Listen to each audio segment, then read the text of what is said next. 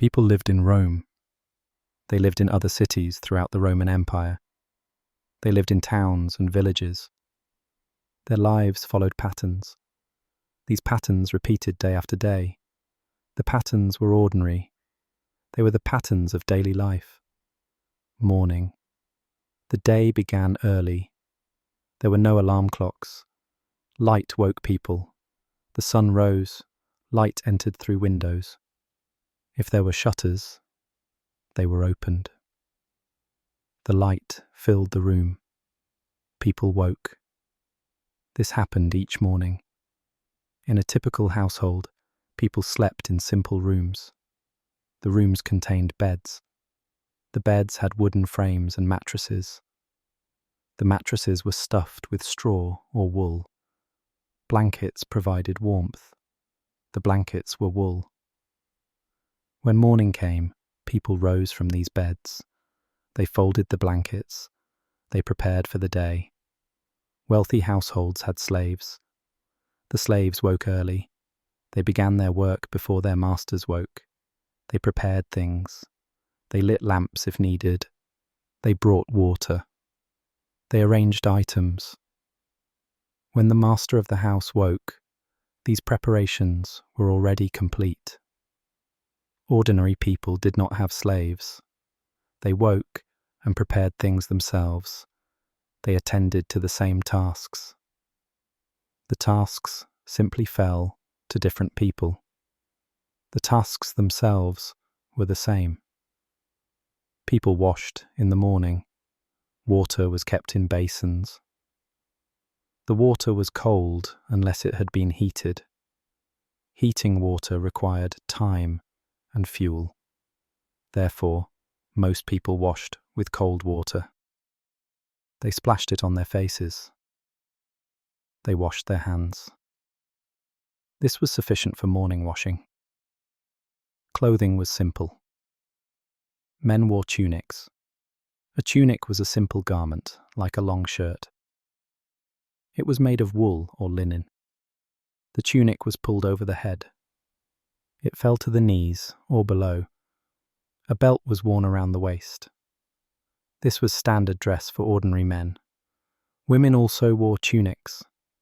Their tunics were longer, reaching to the ankles. Over the tunic they might wear a stola, which was another layer. Married women wore the stola. It indicated their status. The clothing was practical. It was what one wore. People put on their sandals.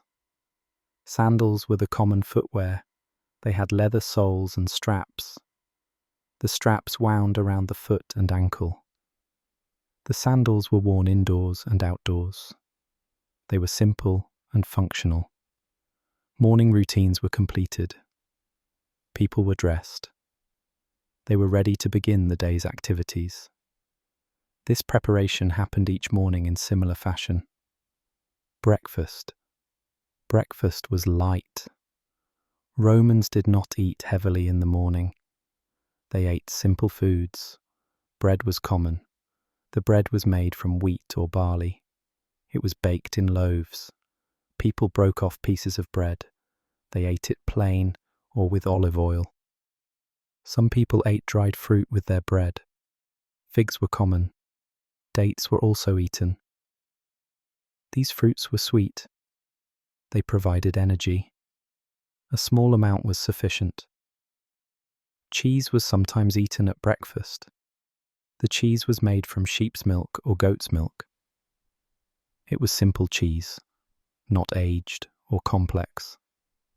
It was eaten in small portions with bread. People drank water with breakfast.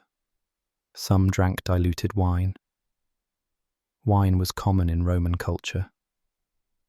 It was usually mixed with water. Drinking undiluted wine was considered uncivilized. The diluted wine was refreshing. It was a standard beverage. Breakfast was eaten quickly. It was not a social meal. People ate while standing or sitting briefly. Then they moved on to the day's work. The meal was functional. It provided sustenance for the morning's activities. Work began after breakfast. The type of work depended on one's occupation and status. Many people worked in trades.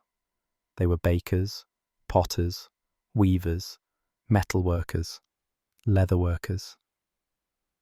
These trades required skill. The skills were learned through apprenticeship. A baker's work began very early. Bread needed to be ready for people to buy in the morning. The baker had already been working for hours by the time others woke. He prepared dough.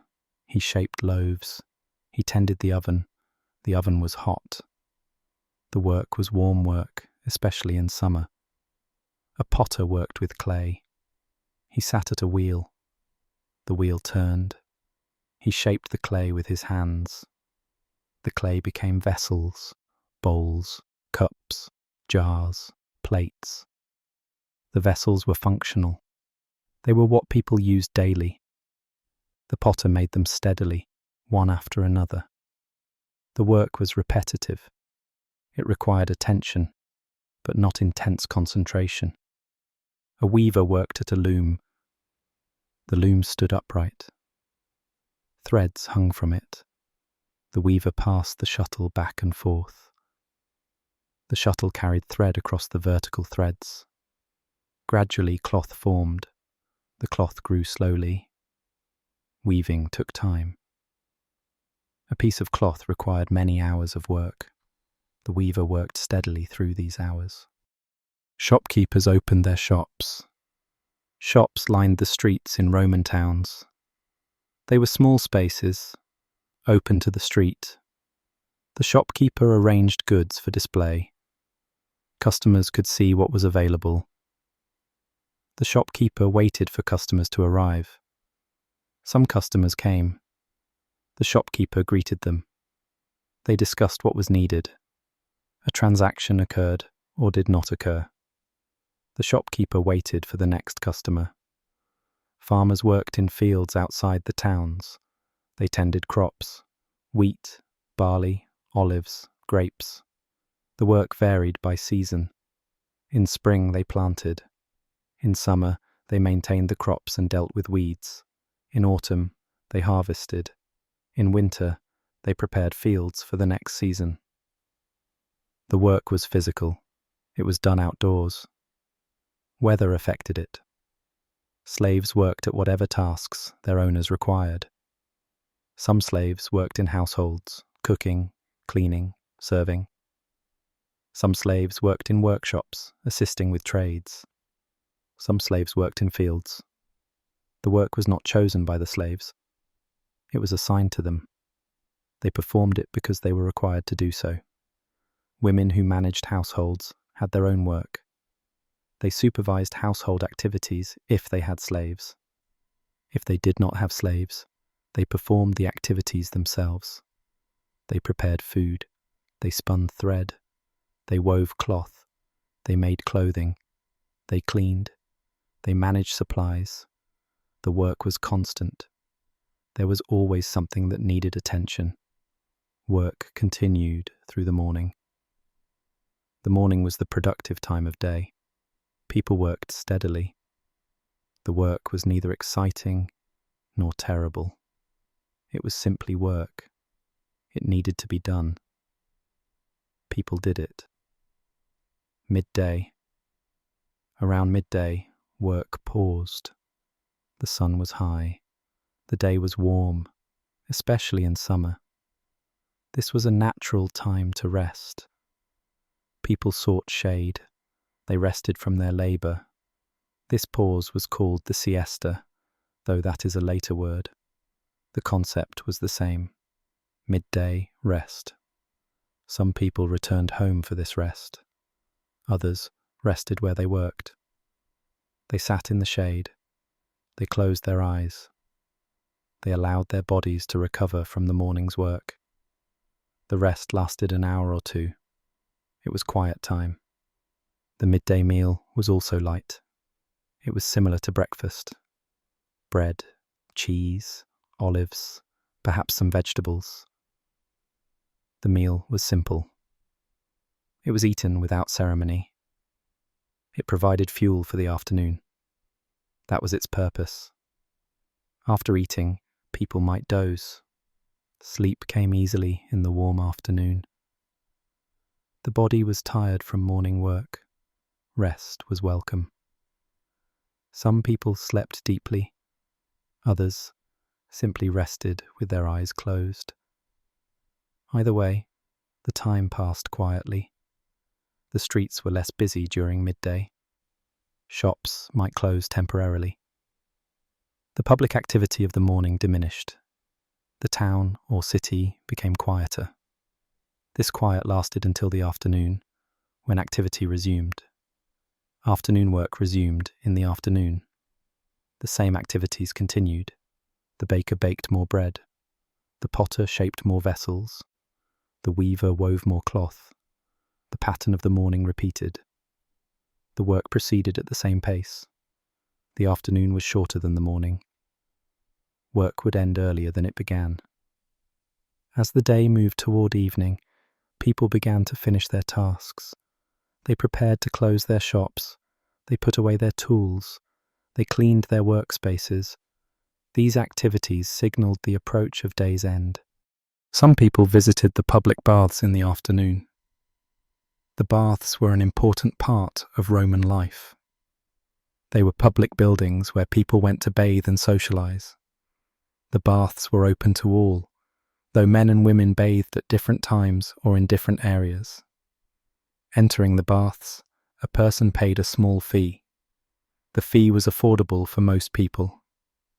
Once inside, there was a sequence to follow. First, one undressed in the changing room. Clothes were left with an attendant or stored in a niche. Then one proceeded through the bathing areas. The tepidarium was the warm room. It was moderately heated. One spent time there, allowing the body to adjust to the warmth. The water in the pools was warm but not hot. People sat in the water. They relaxed. They conversed with others who were present. The caldarium was the hot room. It was heated by a furnace beneath the floor. The floor was hot. People wore wooden sandals to protect their feet. The room contained a hot pool. Steam filled the air. The heat made one sweat. This was considered healthy. It was thought to cleanse the body. After the caldarium, one might visit the frigidarium, the cold room. It contained a pool of cold water. The cold was a shock after the heat, but it was refreshing. It invigorated the body. Some people skipped this step. Others embraced it. It was a matter of preference. After bathing, one might be oiled and scraped. A curved tool called a strigil was used to scrape oil and dirt from the skin. This was a standard practice. It left the skin clean and smooth. Slaves performed this service for wealthy people. Ordinary people did it for themselves or for each other. The baths were social spaces. People met friends there. They talked. They discussed daily matters. Business was sometimes conducted. Gossip was exchanged. The baths served a function beyond mere cleaning. They were gathering places. They were part of the social fabric. Not everyone visited the baths every day. Some people went several times a week. Some went once a week. It depended on personal preference and schedule, but most people went regularly. It was a normal part of life. Evening approached. Work ended. Shops closed. People returned home. The streets filled briefly with this returning traffic. Then the streets quieted again as people entered their dwellings. The evening meal was the main meal of the day. It was called cena. This was when people ate more substantially. The meal was taken in late afternoon or early evening. It was a time when the family gathered. The cena included several dishes. There was bread, of course. There were vegetables, lettuce, cabbage, beans, lentils, onions. These were common vegetables. They were prepared simply, often boiled. Olive oil was added for flavour. Fish was eaten if available. Coastal areas had more access to fish. Inland areas had less. The fish was grilled or fried. It was seasoned with salt and herbs. Garum, a fermented fish sauce, was a common condiment. It was added to many dishes. It provided a salty, savoury flavour. Meat was less common. Pork was the most available meat. Chicken was also eaten. Beef was rare. Meat was expensive. It was not part of every meal. When it was served, it was appreciated. But many meals contained no meat at all. Fruit was served at the end of the meal. Apples, pears, grapes. Whatever fruit was in season. Dried fruit was available year-round. Figs and dates were especially common. Nuts were also eaten. Almonds and walnuts were popular. Wine was drunk with the meal. The wine was mixed with water, as always. The proportion varied. More water made a lighter drink. Less water made a stronger drink. The mixing was done in a large vessel called a crater. From there, it was poured into individual cups. The meal was eaten reclining if one was wealthy. Wealthy Romans had dining rooms with couches arranged around a central table. Diners reclined on their left sides, propped on cushions. They ate with their right hands. This posture was considered civilized and sophisticated. Ordinary people sat at tables or on benches. They did not recline. They ate in a more practical posture. The food was the same. The manner of eating was simply less formal. Conversation accompanied the meal. Family members talked. They discussed the day's events.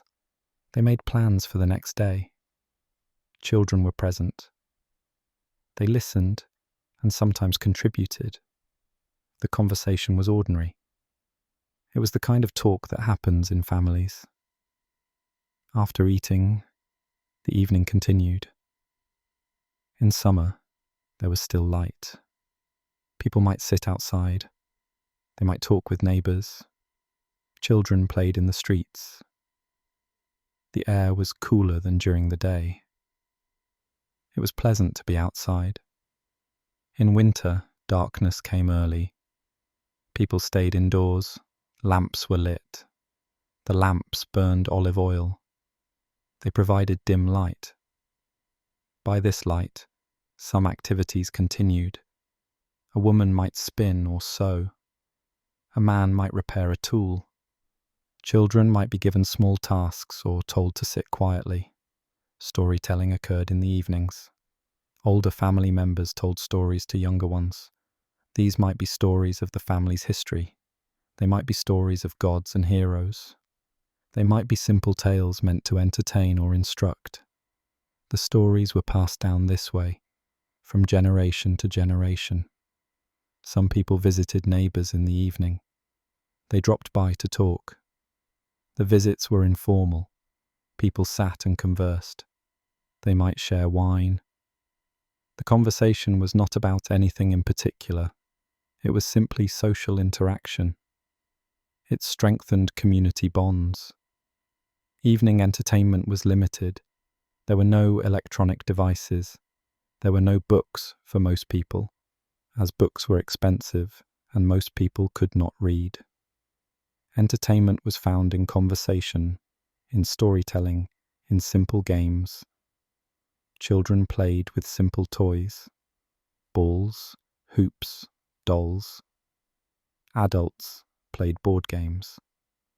Knucklebones was a common game, played with small bones used as dice. Public entertainment existed, but was not a daily occurrence. The theatre, the amphitheatre, the circus. These were special occasions. People attended when there were performances or games, but most evenings were spent quietly at home or with near neighbours. Preparation for sleep. As full darkness settled, people prepared for sleep. This preparation was simple. Lamps were extinguished, one by one. Extinguishing lamps saved oil. Oil was valuable. Therefore, lamps were not left burning unnecessarily. People undressed partially. They removed outer garments. They kept their undertunic on. This provided warmth during the night. They lay down on their beds. They pulled blankets over themselves. The blankets were the same wool blankets used the night before and the night before that. Prayers were sometimes said before sleep. Romans had household gods, the Lares and Penates. These gods protected the home and family. A brief prayer or acknowledgement might be offered. This was a private practice. It was not elaborate. Children were settled. They lay in their beds or sleeping spaces. Younger children might sleep in the same room as their parents. Older children might have separate sleeping areas. The arrangements varied by household size and wealth. The house became quiet. People closed their eyes. They listened to the sounds of the night. These sounds were familiar. The rustling of wind, the occasional voice from the street, the settling of the building. These sounds formed the backdrop of sleep. Sleep came gradually. The body was tired from the day's work. The mind was ready to rest. Thoughts became less distinct. The boundary between waking and sleeping blurred. Then sleep arrived. The day was complete. The pattern would repeat tomorrow. The pattern repeats. The next day began as the previous day had begun. Light entered the room. People woke. They prepared themselves. They ate breakfast. They went to work. They rested at midday. They worked in the afternoon. They ate the evening meal. They prepared for sleep. The pattern repeated. This pattern continued day after day. There were variations. Some days were market days, when farmers brought produce to town. Some days were festival days, when work stopped and celebrations occurred. Some days brought unexpected events. A fire, an accident, an illness. But these were departures from the norm. The norm was the pattern. The pattern was ordinary daily life. The seasons changed.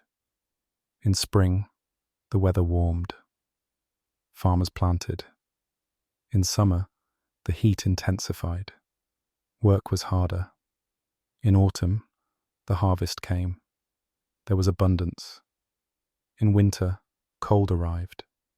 People stayed indoors more. But through all seasons, the basic pattern remained. Wake, eat, work, rest, eat, sleep. This was the structure of days. Years passed. Children grew. They learned their parents' trades. They married. They had children of their own. The pattern transferred to the next generation. The cycle continued. Life proceeded in this fashion. Romans built roads, aqueducts, buildings. These achievements are remembered. But the daily life of ordinary people was not about these achievements. It was about waking, working, eating, sleeping. It was about the repetition of simple tasks. It was about maintaining life from one day to the next. Most Romans never saw the famous monuments. They lived in their towns or villages. They worked at their trades. They raised their families. They participated in local religious observances. They visited the baths. They talked with neighbours. This was their life. It was neither grand nor miserable. It was simply life. The empire was large. It contained many peoples, but the patterns of daily life were similar throughout. People woke, they worked, they ate, they slept. The specific foods varied. The specific gods worshipped varied. The specific trades varied. But the underlying pattern was the same. Humans require food, shelter, clothing, social connection. These needs were met through daily routine. The routine was not exciting. It was not meant to be exciting. It was meant to be functional. It allowed life to continue. It provided stability. People knew what to expect. They knew what was required of them. They performed their roles. Society functioned because of this repetition. Modern people sometimes imagine ancient life as somehow different in fundamental ways. But the basics were similar. People in Rome woke when they woke. They felt hunger and ate. They felt tired and rested. They felt social and sought company. They felt sleepy and slept. These experiences are universal across time. The circumstances differ. The technologies differ. The experiences themselves are recognizable. A Roman sleeping in his bed, under a wool blanket, after a day of work, felt the same heaviness in his limbs, the same gradual fading of consciousness that any person feels when falling asleep. The particulars of his day were different from a modern day, but the sleep was the same. Sleep is sleep. Rest is rest. The body's needs are consistent. This was daily life in Rome. It was ordinary. It was repetitive. It was unexciting. It was what most people experienced most of the time. The spectacular events recorded in history were rare exceptions. The normal condition was the pattern: wake, work, eat, rest, sleep, repeat. This pattern sustained millions of people over hundreds of years. It was sufficient. It was life. This concludes the narration.